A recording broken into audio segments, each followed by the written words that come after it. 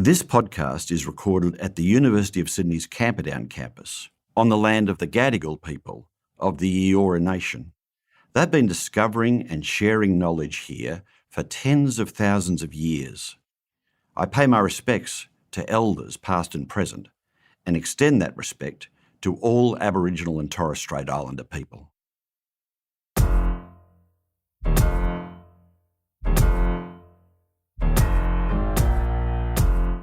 We've come a long way when it comes to gender equality. Or have we? Some people like to believe we're done, we've achieved equality, and that any differences in pay, opportunities or types of work between men and women come down to something other than their gender. Rae Cooper disagrees, and she's got the data to demonstrate why. Rae Cooper is a leading expert on gender equality in Australia, and she says gender equality at work will achieve happier and healthier working environments for both men and women, and it has the potential to supercharge our society and our economy. I'm Mark Scott, the Vice-Chancellor of the University of Sydney, and this is The Solutionists, where you meet the minds tackling our greatest challenges. Welcome, Rae. You grew up in a small country town in New South Wales, but your household was a little different to the other households in the town. How was that? Oh, Mark, it was a little bit different. So tiny little country town, so small that, the population sign out the front said 900, and when someone was born, silly wags would go and change the number and put 901. I'm the eldest of 4 kids. My mum worked full-time all the way through my childhood, which was quite unusual then in the 70s, and it's explained partly by labour market conditions because she's a nurse and midwife, and there was a big nurse shortage then. And my dad also worked full-time. What did he do? He worked for the PMG, as it was then, Telecom. He was a linesman. So they sort of worked opposite shifts. And I've actually come to know that the people who work in emergency services and those kinds of areas actually call that oppa shifts, and that's how some families actually make their work and care work. So he'd go to work at 7, come back at 3, and then she'd usually have a baby because there was 4 of us, and she'd sleep in the afternoon and then go and do her permanent afternoon or evening shift. So they saw each other for a crossover for a couple of hours and then went to work. There was no childcare. There was no preschool until my mother started the preschool in town. So that meant that the gender roles were somewhat different to what my neighbours, who were literally my aunties, and their husbands had in their families, where my dad did the washing and the ironing all the way through the marriage, and he was always there in the afternoon when, he finished work. Did it feel different? Did it feel like it stood out? Yeah, absolutely. My dad used to get teased by his sisters for being seen to be hanging the clothes on the line, before he went to work or when he came home. We were seen as outliers. My mum, she loved her job. She trained hard to do it, but also there were babies who were arriving. She had to be there to deliver them. There was no one else to do it. So it was something that she had it was a real sense of both work, professional, but also community. Yeah. And what were the seeds of you growing up in that small country town to now being a professor at a big international university?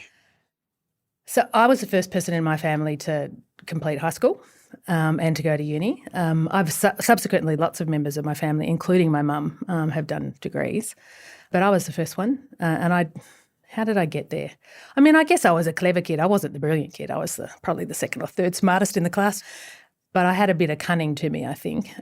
But where I was very lucky is my parents, even though they didn't have the opportunity to access higher education, other sorts of training, they really valued education for us, particularly, like I've got 2 sisters, particularly for us girls, which sadly for me meant that I got sent to boarding school when I was in year 8. But that was a big deal for my family, that they were not high earners and they sacrificed a lot to put all their kids through school and it was a big wrench to send kids away to school and do that sort of thing. And I think even though at the time I probably resented not being at home and being able to live the normal life that my other friends that I grew up with did, I think that set me on the path of thinking about the transformative role that education can play. And it certainly has. My education's changed my life, yeah. You're very passionate about gender equality. It's where you do such great research. Is it easy to get people to share your enthusiasm around gender equality in the workforce? Do people see the issues the way you see them?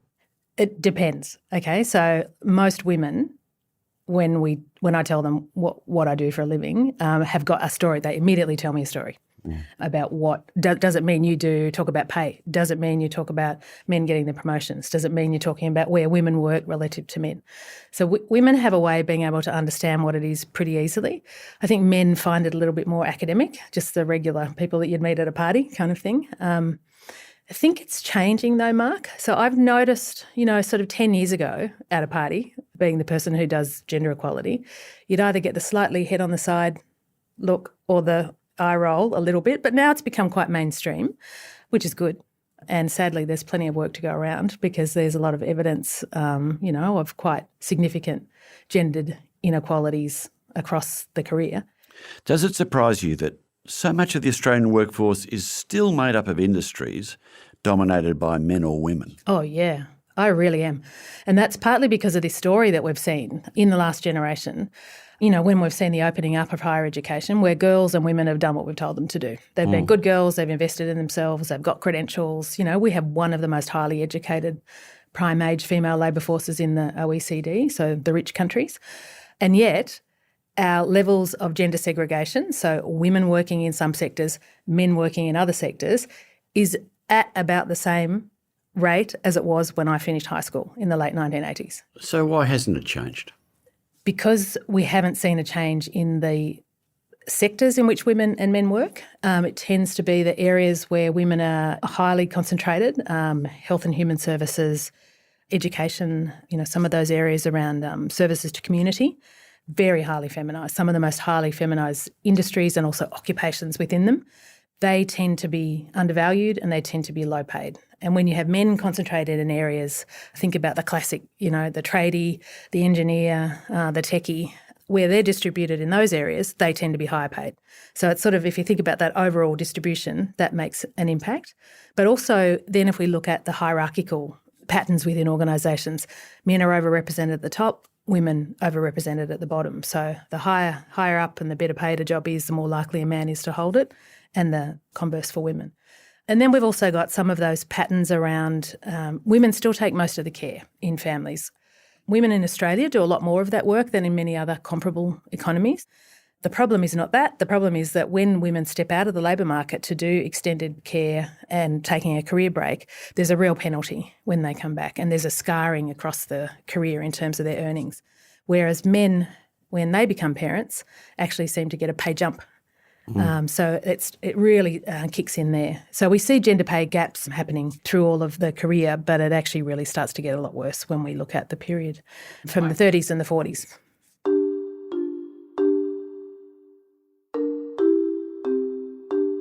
Hi, my name's Penny. I'm an engineer.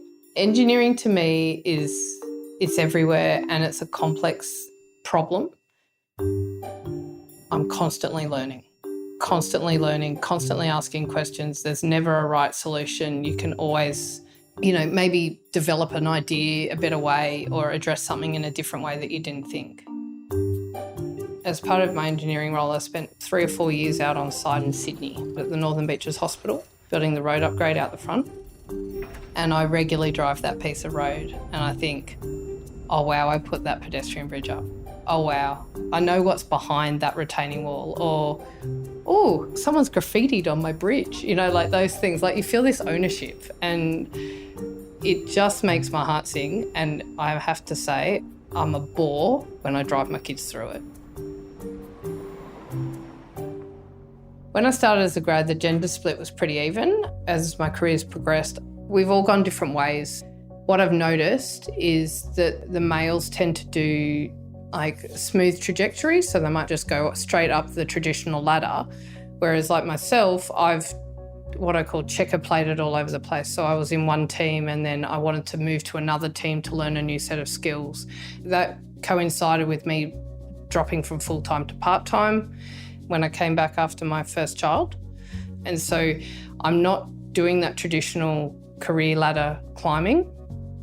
Careers go in waves, kind of like a sine wave, like one person's up at the top and they're taking opportunities and they're driving for promotion and stuff, and the other person just needs to be dealing with the family and survival mode.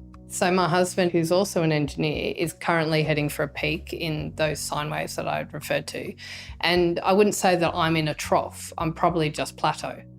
And we have spoken about the fact that when it's my turn to peak, he will realise that he might need to plateau. And that is it's a conscious decision, because you've only got so much capacity in the week to be able to deal with all of family and all of work and make home a happy place, right? So, yeah, the peaks and troughs, again, will change. And who knows what opportunities are up next. But that's something to decide when they come.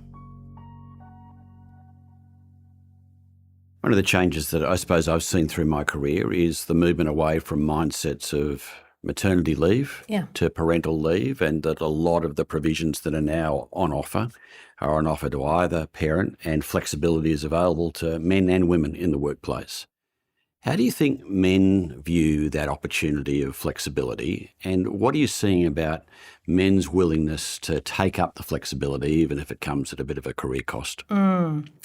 Yes, well, flexibility in many cases, not all, is available to both genders. And, in lots of organisations it's available for whatever reason, whether it's parenting or looking after elder people, whether it's, studying or volunteering.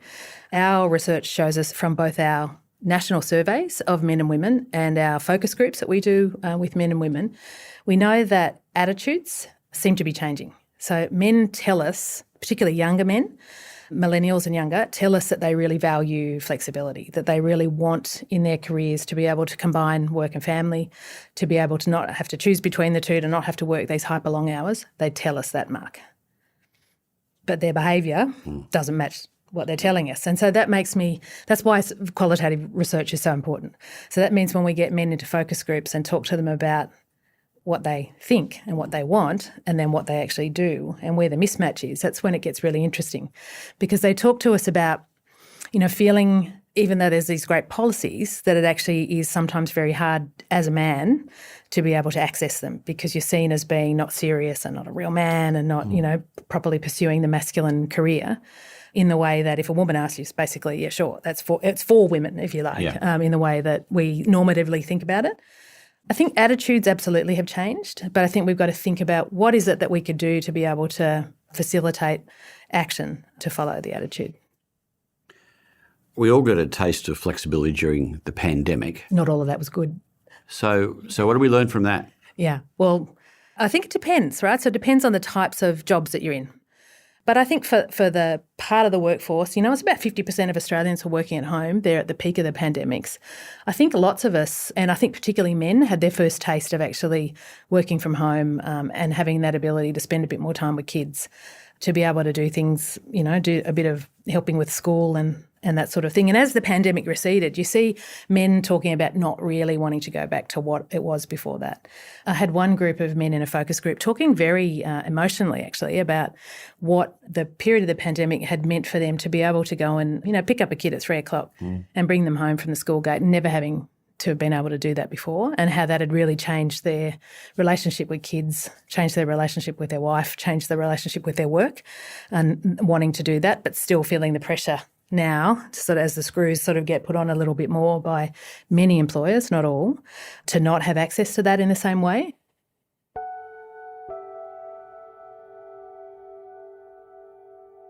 Hi, I'm Glenn, and I work in communications in the healthcare industry. I'm a new dad to a 6-month-old boy. It's been a whirlwind 6 months, as you can expect, but a really enjoyable one, and something that my wife and I have been waiting a long time for. Our journey's been a little bit of a different one. We were exploring IVF for over 5 years. So once we found out that we were having a baby, it was, of course, very exciting. So my wife has taken 12 months of parental leave. Our plan is that she'll go back part-time. At that point, when she goes back to work, I'd like to take more parental leave myself.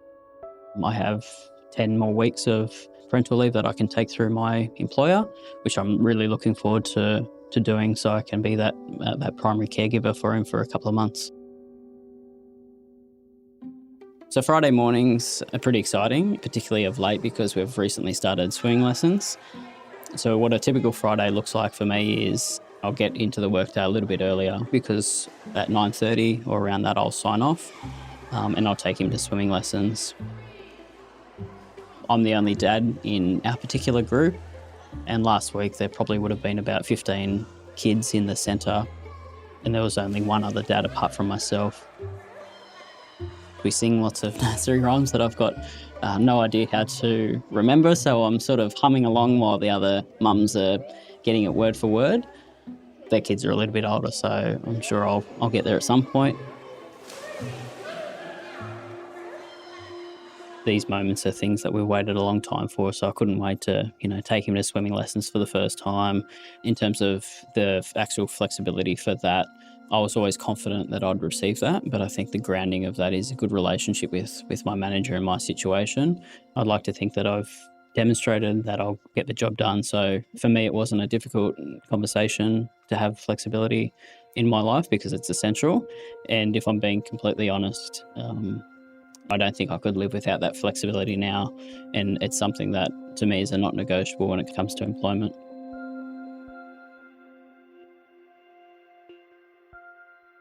We've got some professions out there where the heroic endeavour is the length of hours. Mm-hmm. They go all day, well into the night, weekends. You think of investment banking, perhaps some of the management consultancy firms, some of the top-tier law firms. Not a lot of flexibility there.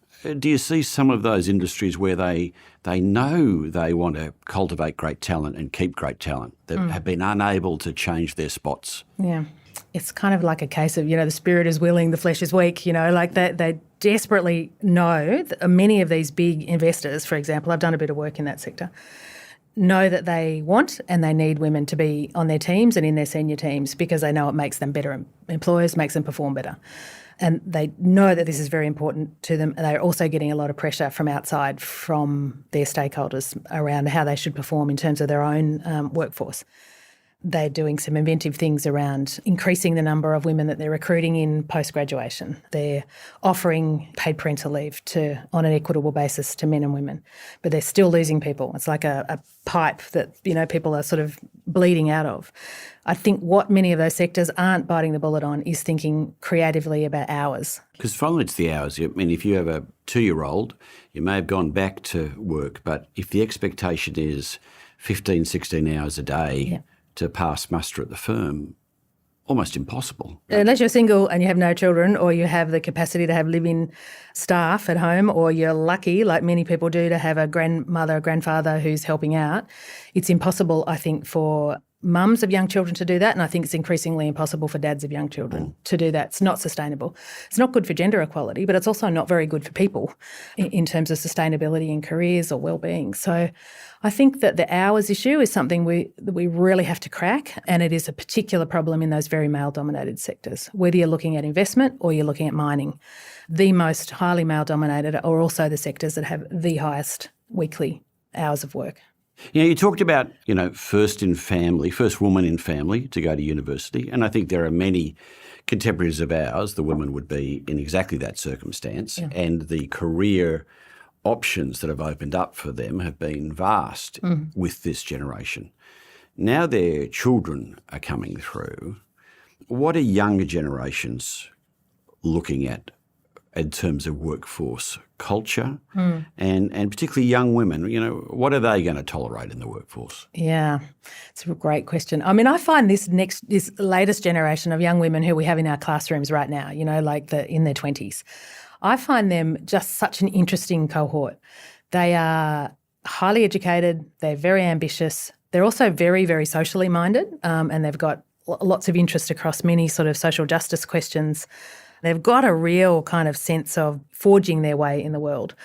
But they also, I don't think they're going to put up with as much crap as my generation did at work. They sort of have a lower level of tolerance for dismissive, discriminatory behaviour. And I think they do feminism a bit differently to the way that my generation, our parents' generation did, in that they're out and proud and they're loud about it. They don't hide it, and I think it's going to make for some big changes in organisations, actually. So is that saying that they're going to be more likely to call it out loudly in the workplace rather than quietly I think disappear from the workplace? I think so, yeah. I think they're much more articulate and bolshy and loud about some of these things than I ever was. And, as you know, I'm a fairly motivated person around some of these issues. So I find them quite inspiring. And I think that leaders of organisations really need to start to think about how they're going to deal with that, because if you've got a level of tolerance that's basically zero around discrimination and disrespect, then you've got to get rid of it. One of the challenges young women can face in the workplace is sexual harassment. Research would suggest that, more than a quarter of women in the workplace have recently experienced sexual harassment at work. You recently did research on young women in the retail sector, which was shocking, though perhaps not surprising. What did you find? Well, we found that it's not one quarter. It was 1 in 2 of all women under 25 said that they'd experienced sexual harassment. In retail? In retail, yeah. And just keeping in mind, Mark, that sample didn't include under 18s. 50% of that cohort, which is a very large group in retail, had that experience, both from peers and more senior people, but also from customers. And that's a very, very significant challenge in that sector. And I tell you, we did many, many focus groups with retail workers as well. And it's quite distressing for them, and it has major impacts on health and wellbeing. It has big impacts on turnover and intention to quit. And it's, pretty horrible experience for people to go through. And you wonder where an 18-year-old young woman goes when they face that problem. What also worries me is it's the first job of about 50% of people who enter the labour market. Yeah. And I think that sets them up for their expectations longer term about what they should expect to receive in the way of treatment at work. I think one thing that came out of that research was we worked quite closely with some of the employers and with the union that represents those workers, and they're currently now trying to design up some different approaches to how we might deal with this. And I don't know if you know, but currently we have this new positive duty in the workplace where employers have a responsibility to head discrimination and sexual harassment off before it happens, rather than dealing with it after we know we've had an incident. So I think there's a lot of thinking going on in lots of sectors, but in areas like this where you've got very, very, very high rates of sexual harassment, I think there's a lot of thinking to go on. So what conversations have you been having with employers that are trying to break out of the entrenched thinking? What industries have you seen real positive change in? Look, I think it's pretty hard to isolate a particular industry, but interestingly, like some of those sectors that have some of the worst problems in terms of lack of, a diverse workforce or lack of representation of women in senior roles seem to be those that are being the most motivated to take action. So I think that's kind of interesting. I think some of the organisations that are sort of mid-pack, they sort of vaguely look equitable, in terms of workforce, but less so in terms of the, hierarchy. They're less motivated. They find it less urgent. So in fact, I'm seeing some of the more interesting ways of thinking that this is a problem that needs to be dealt with urgently in organisations like in the resources sector and like in areas such as investment, in areas like tech. Thankfully, we're also seeing some action, I think, from government as well around some of these issues. So there's been, a lot of thinking from state and federal governments and investment in pathways and mechanisms that we might be able to build the supply of, talented women coming into some of these sectors as well. And alongside that, I think we need to be really aware that the institutional investors are really starting to ask some very serious questions about performance on gender equality. So we have a lot of money in super funds, and they are very, very motivated around who they invest in, how they manage particular assets, and what they expect in terms of performance in those organisations. So yeah, there's quite a bit of activity going on, but I'd say there's a lot of shady hollows too, Mark. There's a lot of organisations that are still in denial that this is a problem for them or a problem at all, and not a lot of action going on in some places.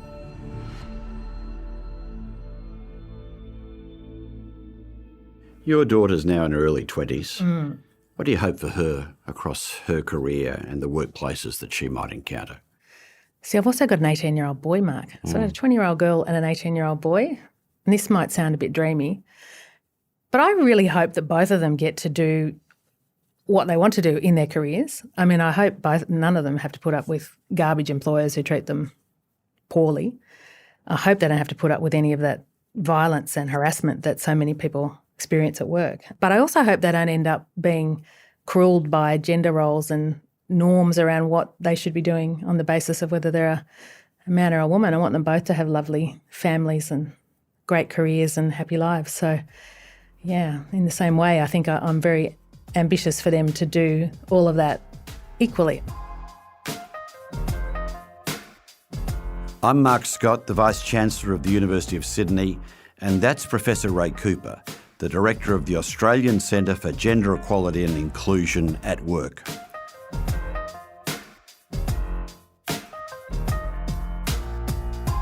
If you're interested in learning more about how we can improve the way we work, you'll enjoy our episode about collaboration across divides. What I saw in early days for me in politics was this ability of someone like Julia Gillard as Prime Minister. Prime Minister, after having worked across some 17 days to bring people together and form government, to have a deep interest in what motivates people and a willingness to actually get in the room and negotiate. And I think that that's foundational to actually being able to bring people together, a sense of what is it that defines them, what's distinctive, and how might you find common ground between them. That's the basis of it all. Scroll back in your podcast app to find it and follow the podcast so you don't miss an episode. And our thanks to Glen and Penny for sharing their stories. The Solutionists is a podcast from the University of Sydney, produced by Deadset Studios. This episode was recorded at the Faculty of Arts and Social Sciences Media Room, and our thanks to the technical staff here.